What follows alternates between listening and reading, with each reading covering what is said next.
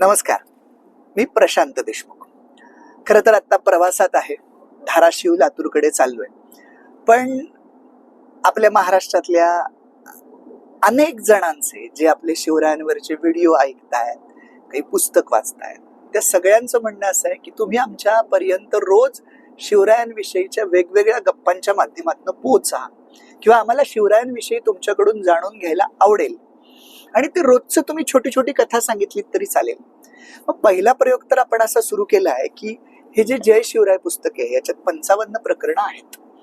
तर या पुस्तकाची रचनाच अशी आहे की शिवाजी महाराजांच्या आयुष्यातली घटना आणि आत्ता वर्तमानात आपण काय घेऊया अशी ती रचना केली आहे. मी त्याच्यातलं थोडक्यात एक एक प्रकरणाचं तुमच्या पुढे त्या प्रकरणाच्या माध्यमातून तुमच्या पुढे येण्याचा प्रयत्न करेल आणि त्या पद्धतीचा व्हिडिओ आपण बनवतोय.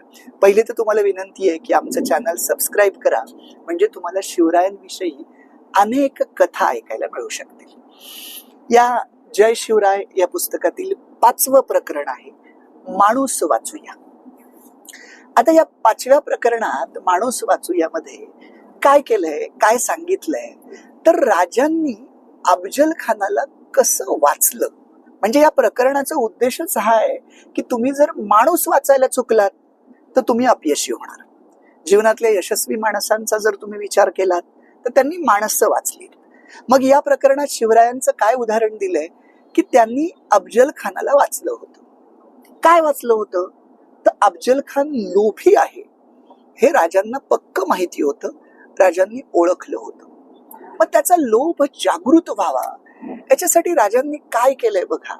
राजांकडे अफजल खानाचा जो वकील येतो त्या वकिलाला त्याचं स्वागत किंवा त्याला भेट म्हणून इतक्या मौल्यवान वस्तू दिल्या की तो वकील अफजल खानाला जाऊन जेव्हा सांगेल की मला इतक्या मौल्यवान भेटवस्तू मिळाल्या, तेव्हा त्या खानाला असं वाटलं पाहिजे की आपल्या आदिलशहाकडे जे नाही ते शिवरायांकडे आहे का. आणि त्याच उद्देशाने त्यांनी शामियाना सुद्धा असाच सजवला होता, म्हणजे खैरात केली होती मौल्यवान वस्तूंची. उद्देश काय की राजांनी अफजल खानाला ओळखलं होतं, तो लोभी आहे, मग त्याच्या लोभाला खतपाणी घातलं पाहिजे, लोभ जागृत केला पाहिजे. तो जागृत झाला की आपोआपच विवेक बाजूला होईल आणि तो आपल्या सापळ्यात सापडेल. आता खानाला जसं राजांनी वाचलं तसं राजे नैतिकता पाळणारे होते की खान खरंच चांगला आहे का, तो खरंच आपल्याशी सरळ मनानं बोलतोय का.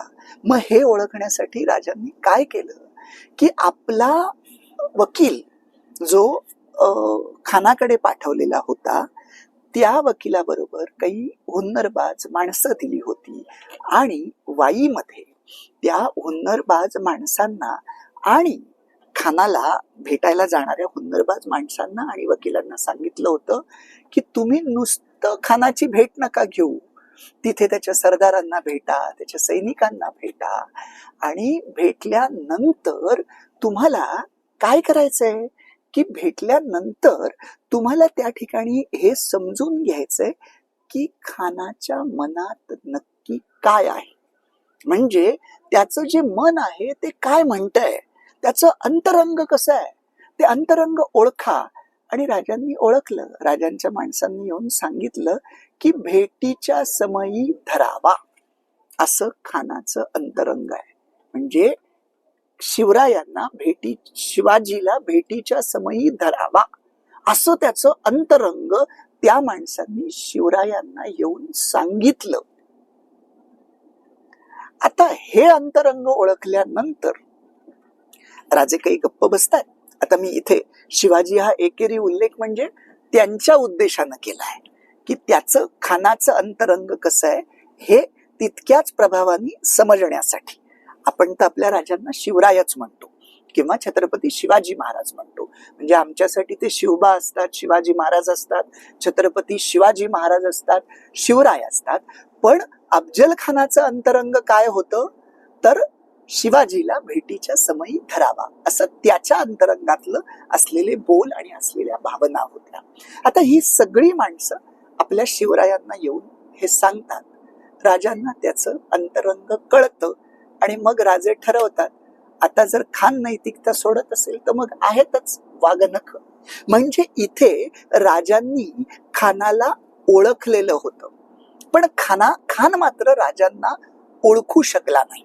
उलट राजांनी त्याचा अहंकार इतका म्हणजे त्याला काय म्हणूया आपण, त्याच्या अहंकाराला इतकं खतपाणी घातलं की जणू आपण घाबरतोय, आपण घाबरलेलो आहोत, आपला टिकावंच लागणार नाही, आपण इतकी पापं केली की वाईला येऊन खानाला भेटण्याची आमची इच्छाच होणार नाही किंवा आम्हाला हिंमतच होत नाही, असं सगळं जे काही काय म्हणूया आपण त्याला, असा एक भ्रम तयार करायचा आणि तो खरा वाटावा अशा पद्धतीचा भ्रम तयार करण्याचा प्रयत्न राजांनी निश्चितपणे केला.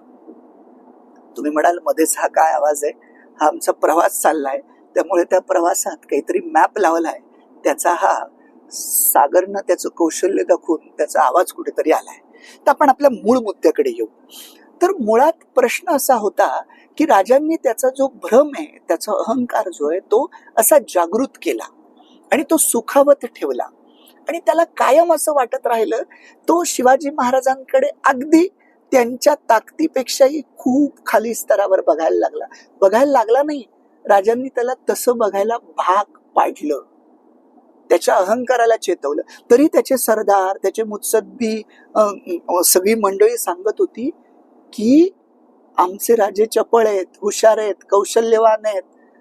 पण तो म्हणत होता की माझ्या घोड्यांच्या टापापुढे किती माणसं आलीत याची कल्पना तुम्हाला नाही, मी किती ताकदवान आहे. म्हणजे पुन्हा त्याचा अहंकार सुकावला जात होता. म्हणजे त्याला त्या भ्रमात कुठपर्यंत ठेवलं, शिवाजी राजे त्याला घाबरतायत, भीतायत, राजांची ताकद कमी आहे, हे कुठपर्यंत त्याला भ्रमात ठेवलं अफजल खानाला, जोपर्यंत त्याचा कोथळा बाहेर येत नाही तोपर्यंत त्याला भ्रमातच ठेवलं. आणि स्वतः राजे मात्र अत्यंतिक सावध राहिले, कारण त्यांनी खानाला ओळखलं होतं की तो क्रूर आहे, कपटी आहे, म्हणून राजे स्वतः चिलखत घालून गेले. पण अफजल खान राजांना ओळखू शकला नाही म्हणून तो चिलखत घालून आला नाही. त्यामुळे तुम्ही एक क्षण कल्पना करा, राजांनी चिलखत घातलं नसतं तर काय झालं असतं आणि खानानं चिलखत घातलं असतं तर काय झालं असतं. स्वराज्याचा इतिहासच बदलला असता. पण राजांनी चिलखत घातलं कारण त्यांनी अफजल खानाला ओळखलं होतं. असं या प्रकरणामध्ये माणूस ओळखणं याविषयी ही उदाहरणं देऊन पुढे जे सांगितलंय त्याचा सार आता वर्तमानाशी तो साधारणतः असा आहे. सगळेच शब्द काही सांगत नाही, तर तुम्ही पुस्तक वाचणार नाही. त्या पुस्तकात तुम्ही जरूर ते शब्दशः वाचा, पण त्यातले काही मोजके शब्द मी तुम्हाला सांगतोय. त्या पुस्तकात असं सांगितलंय की एक वेळ तुम्ही अभ्यासाची पुस्तकं कमी वाचली तर चालतील, पण माणूस वाचायला कमी पडता कामा नये. माणूस ओळखण्यासाठी, माणूसावर जीवनात यशस्वी होण्यासाठी माणूस वाचणं महत्वाचं. तुम्ही म्हणाल माणूस वाचण्यासाठी काय करायचं? फार काही नाही. माणूस वाचण्यासाठी त्याच्या शब्दांवर आणि त्याच्या कृतीवर बारीक नजर ठेवायची आणि विशेष म्हणजे तो आपल्या समोर कसा वागतो यापेक्षा आपल्या मागे तो कसा वागतोय याकडे लक्ष ठेवायचं. तो सामान्यातल्या सामान्य माणसाशी की ज्याच्यापासून त्याला कोणत्याही प्रकारचा आर्थिक किंवा कोणत्याही प्रकारचा लाभ नाहीये, अशा माणसाशी तो माणूस कसा वागतोय यावर लक्ष ठेवायचं. आणि असं जर आपण लक्ष ठेवू शकलो तर आपल्याला माणूस वाचता येईल.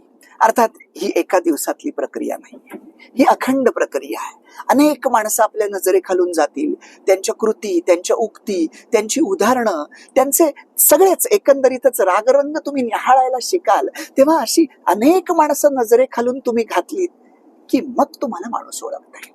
पण माणूस जरी ओळखलात तरी त्याला चार चौघांमध्ये उघड करू नका. त्याला सुधारायची ही संधी द्या आणि नाहीच सुधारला तर मग आपण माणूस ओळखण्याच्या तत्वानुसार जे आपल्याला करायचं ते आपण करू शकतोच. आणि अजून एक शेवटचं महत्वाचं ज्या पुस्तकात अत्यंतिक अंतर्जगतातलं सांगितलंय की माणूस ओळखण्यासाठी सगळ्यात महत्वाचं काय तर आपली अंतर्गत साधना असली पाहिजे. आणि त्या साधनेशिवाय दुसरा माणूस काय आपण स्वतःला देखील ओळखू शकत नाही. ही साधना असेल तर आपण स्वतःलाही ओळखू आणि इतर माणसांनाही ओळखू. मंडळी, संवादासाठी माझा नंबर आपल्याकडे राहू द्या. हा नंबर आहे 9822 650 280. 9822 650 280. व्याख्यानाच्या निमित्तानं मी महाराष्ट्रभर फिरतोय. आपल्या भागात आलो की जरूर भेटूया. आवर्जून या व्याख्यानाला. आणि हे नवनवीन व्हिडिओ तुमच्यापर्यंत पोहोचतात. हा व्हिडिओ करण्यासाठी आमची प्रचिती पडद्या पाठीमागे आहे, तिचेही आभार. धन्यवाद. जय शिवराय.